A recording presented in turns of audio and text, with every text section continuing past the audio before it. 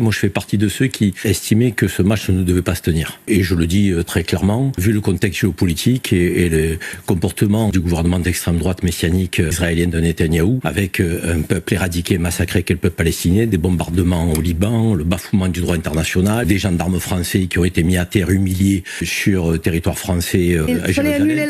Moi, je considère qu'il fallait envoyer un signal politique et qu'à un moment donné, on se fait respecter aussi comme ça.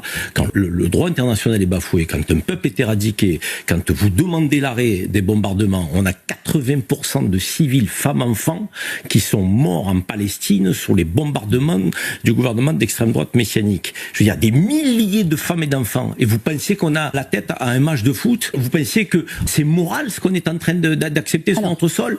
Moi, je trouve que c'est scandaleux. Vincent. Et je le dis très clairement, c'est scandaleux. On aurait dû à un moment donné dire que ce match, dans le contexte géopolitique, ne pouvait pas se tenir. Mais pourquoi les télés françaises, contrairement à d'autres télés au monde, n'ont pas montré les drapeaux palestiniens arrachés par les hooligans du Maccabi? Pourquoi on n'a pas montré ce taxi qui a été agressé? Pourquoi on n'a pas montré les chants anti-arabes, morts aux arabes, de supporters de Tel Aviv du Maccabi? Pourquoi on n'a pas montré à un moment les chants qui disaient il n'y a pas d'école à Gaza parce qu'il n'y a pas d'enfants? Mais vous vous rendez compte qu'à un moment on a masqué dans nos médias toute cette partie-là qui était une partie violente. La police d'Amsterdam a évoqué les drapeaux palestiniens arrachés, les chants anti-arabes, les morts aux enfants de Gaza. Personne n'en a dit un mot dans nos télés françaises. Si, on l'a entendu. Personne. On n'a pas montré les images. Ne racontez pas d'histoire. Il a fallu les réseaux sociaux. On a fait passer les supporters israéliens pour des anges qui se faisaient agresser. Le Premier ministre néerlandais a dit pourquoi dans nos médias on a entériné l'idée qu'il n'y avait pas eu de mauvais comportement de ces supporters israéliens et qu'ils étaient simplement des gens agressés parce qu'ils étaient juifs. Pourquoi on a été aussi rapide dans l'analyse? Pourquoi on n'est pas dans un équilibre et un discernement plus important? Je suis désolé de vous le dire.